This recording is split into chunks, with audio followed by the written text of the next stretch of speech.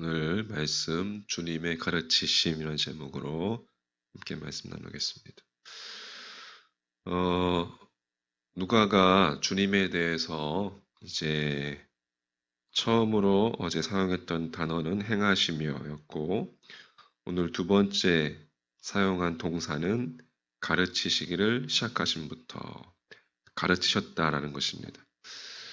이 땅에 오신 주님께서 단지 행해야 할 것을 행하기만 하셨다면 우리는 주님의 행하심을 눈으로 보고도 그 의미를 제대로 이해하지 못했을 것입니다.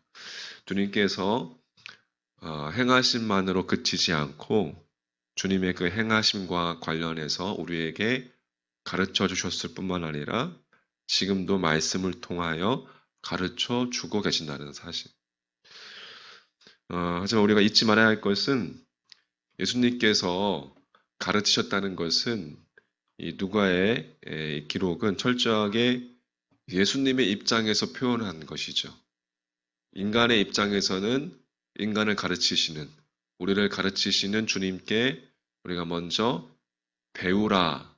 배우려는 자세를 우리가 가져야 한다는 것입니다.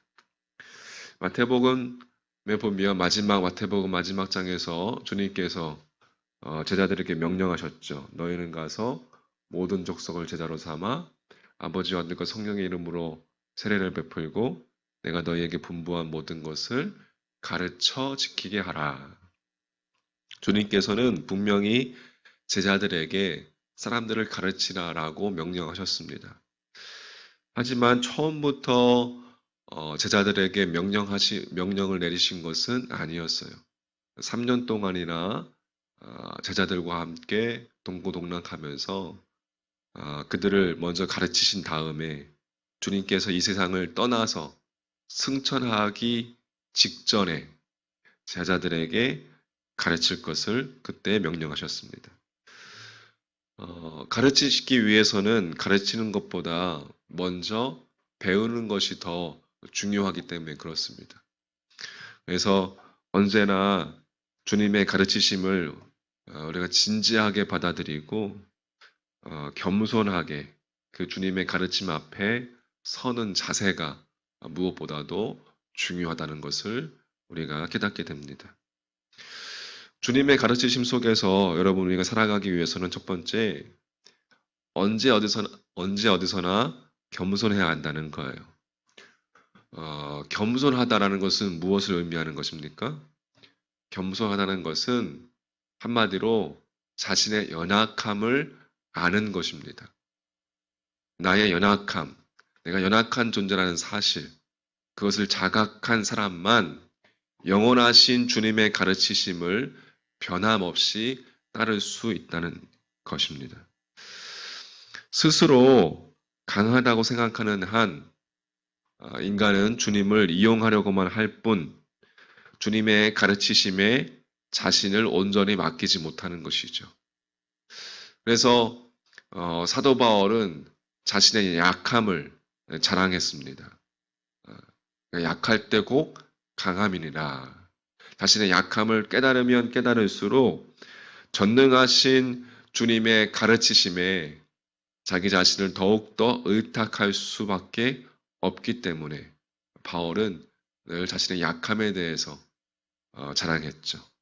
주님께서 때로 우리의 삶 속에서 우리가 우리의 온 힘이 빠지게 하실 때가 있습니다.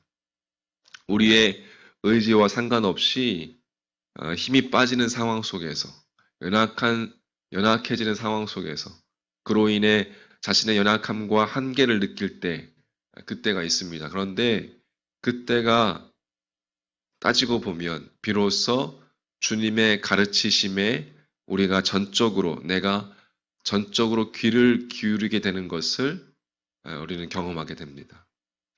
주님 앞에서 철저하게 겸손해질 때, 그때 나의 연약함을 주님께 고백할 때, 주님의 가르치심 속에서 우리는 진리의 삶을 살 수 있게 되는 것이에요. 두 번째, 주님의 가르치심을 받기 위해서 우리는 주님의 말씀 앞에 그 말씀이 우리의 심령에 가득 차서 우리의 죄와 내 안의 죄와 내 안의 욕망을 철저하게 불태우도록 그 말씀 앞에 바로 서야 한다는 것이에요. 하나님의 말씀 앞에 정직하게 선다는 것. 이것도 따지고 보면 여러분, 주의 말씀 앞에 선다는 것은 고통입니다. 왜? 주님의 말씀이 우리의 죄와 우리의 더러움과 우리의 욕망을 도려내기 때문에 그렇습니다. 도려내야 하는 고통입니다. 하지만 그럼에도 불구하고 말씀이 나의 심령을 깨트리는 고통과 아픔 앞에 바로 서지 않는다면 우리는 새로운 피조물로 변화될 수 없는 것입니다. 주님의 가르치심 속에 거하는 사람에게 말씀에 의한 찢어짐은, 말씀에 의한 깨트려짐은 아픔이기도 하지만 도리어 아픔이 아니라 생명의 기쁨이고 변화를 이루는 능력이 되는 것이에요.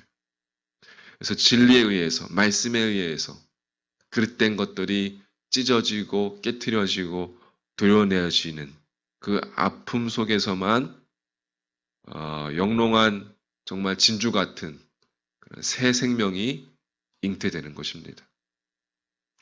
자, 오늘 정리를 해보면 짧게 주님을 우리가 진정으로 믿는다면 주님의 가르치심 속에 우리 자신을 겸손하게 온전히 내어 맡기는 자세가 중요하다.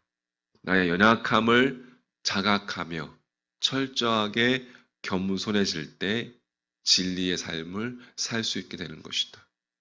두 번째, 또한 주님의 말씀이 우리의 심령을, 우리의 죄악과 우리의 더러움을 도려내는 고통과 아픔을 피하지 말고 그 말씀 앞에 온전하게 설 때 주님의 가르치심 속에 살아가는 우리의 일상의 삶을 통해서 주님께서 각자 친히 각자의 삶의 영역 가운데 형편과 수준에 맞게 우리를 변화의 길로 인도해 가실 것이다. 할렐루야. 이 주님의 가르치심 가운데 오늘도 겸손하게 또 그 은혜 가운데 승리하는 복된 하루가 되시기를 주님의 이름으로 간절히 축원합니다. 아멘.